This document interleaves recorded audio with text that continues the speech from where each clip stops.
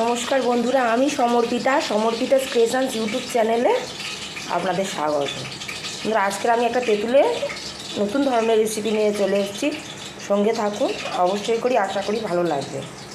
চলুন সরাসরি রেসিপিতে যাই। এর জন্য আমাদের তেঁতুল লাগছে, কী কী লাগছে দেখে নিই। আখের গুড় লাগছে, আর কিছু জিনিস আমি ধীরে দিতে বলছি। চলুন, কড়ার মধ্যে তেল বসিয়ে দিয়েছি, আর এখানে আমি মৌরি ফোড়ন দিচ্ছি। তেজপাতা দিয়েছি আর মৌরি ফোড়নে দিচ্ছি। ফোড়নের মধ্যে কী দিলাম? মৌরি দিয়ে এবার আমি তেঁতুলগুলো দিয়ে দিচ্ছি।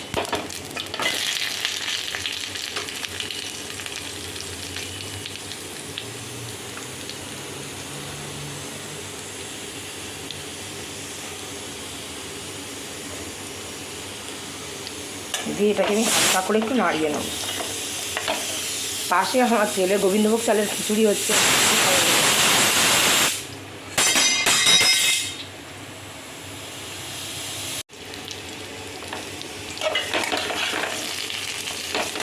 একটু হালকা করে আমি নাড়িয়ে তেঁতুলটা একটু বেশি ভাজা।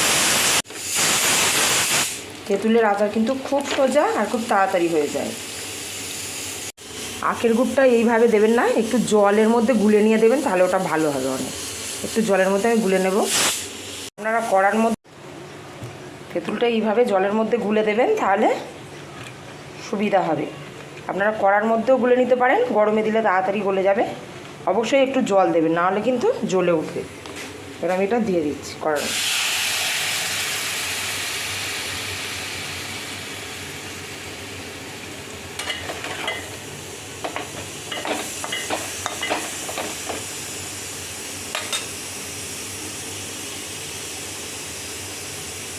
আমি কিন্তু কিছুই দিইনি, আগে এটা দিয়ে দিলাম।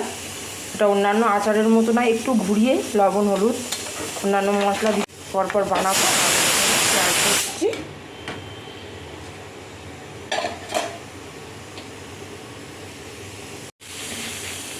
এখানে আমি 300-350 গ্রামের মতো চিনি দিচ্ছি। আপনারা গুড় চিনি বুঝে দেবেন, কিন্তু অবশ্যই দুরকম দিয়ে বানাবেন। দুরকম দিলে টেস্টটা কিন্তু দারুণ আসে।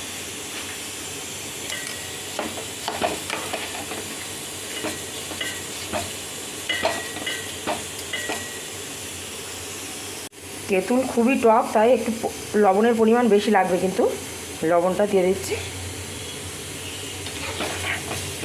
পরে বাকিটা দেখে দেব। যত ফুটবে তত কালার চেঞ্জ হবে। আগে আমি অন্যান্য আচারে দেখিয়েছি। ফুটবে ওই সময় আমি হলুদ গুঁড়ো দিয়ে দিচ্ছি 2 চামচের মতো।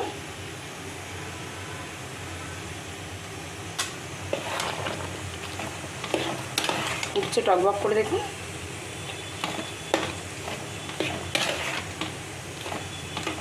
এটা কিন্তু সময় লাগে অনেকটাই, এই রসটা মারতে, অন্য কিছু না। খুবই সোজা রেসিপি, আপনারা দেখতেই পাচ্ছেন। এটা আরও 10 মিনিট ফুটবে। 10 মিনিট পরে আবার আপনাদের সঙ্গে আমি শেয়ার করছি। 10 মিনিট হয়ে গেছে, আমি দেখাচ্ছি, দেখুন।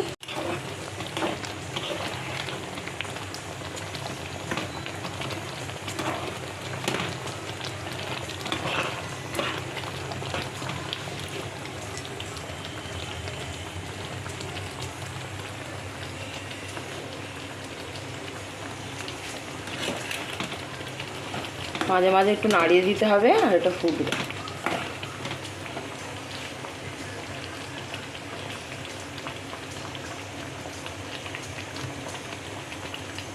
সঙ্গে থাকুন আর পুরো ভিডিওটা দেখতে থাকুন, আশা করি আপনাদের ভালোই লাগবে। এখনও অনেক জিনিস অ্যাড করতে বাকি রয়েছে, আরও দেবো কিছু জিনিস। এই রসটা, চিনি আর আখের গুড়ের রসটা একটু শুকনো শুকনো করে নিতে হবে।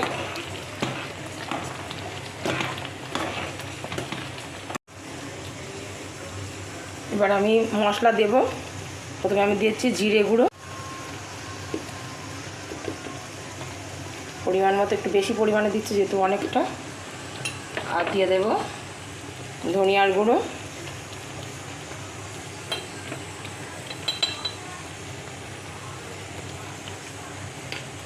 বেশ পরিমাণে দিচ্ছি। দিয়ে এটা মিক্সড করে নেব।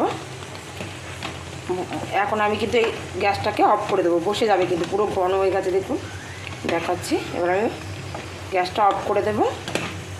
লবণটা দেখে নিয়েছিলাম, ঠিক আছে, সুন্দর কালার এসছে দেখুন। এটা বসে গেলে আরও কালার চেঞ্জ হয়ে যাবে আস্তে আস্তে।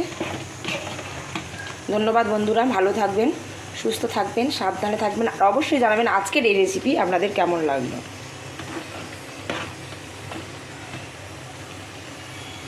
শুকনো লঙ্কা কেটে ওপর থেকে এইভাবে দিয়ে দেবেন, দেখুন চিলি ফ্লেক্সের মতো দানাগুলো বের করে করে আমি দিয়ে দিচ্ছি। এটা কিন্তু গ্যাস বন্ধ করার পর দেবেন, তাহলে বেশি ঝাল হবে না। যেমন বাচ্চা খাবে, বেশি ঝাল খেতে পারে না, তাই এটা আমি দিলাম, নাহলে কিন্তু আমি ফোড়নেই দিতাম। আপনারা ফোড়নে দিতে পারেন আর লঙ্কা বেশিও দিতে পারেন।